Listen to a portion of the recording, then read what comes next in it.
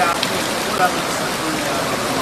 ইয়া আল্লাহ, আমাদের মাননীয় প্রধানমন্ত্রী তারেক রহমান সাহেব আজকে শাহজালাল রহমতুল্লাহের দরবারে এসে হাজির হয়েছেন।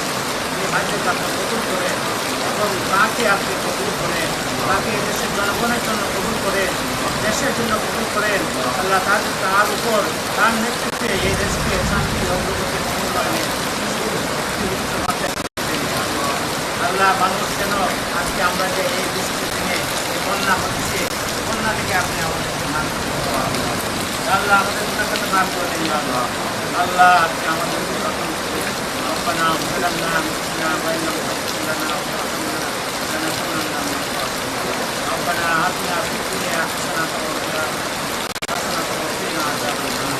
আল্লাহ, এখানে অনেক মুসলিম রয়েছে, তাদেরকে তারা অনেক কষ্ট করেছেন ইয়া আল্লাহ। আল্লাহ, সারা বাংলাদেশের মানুষ এই বছর আল্লাহ এই কষ্টের পরে তারা একটু শান্তি পেয়েছে।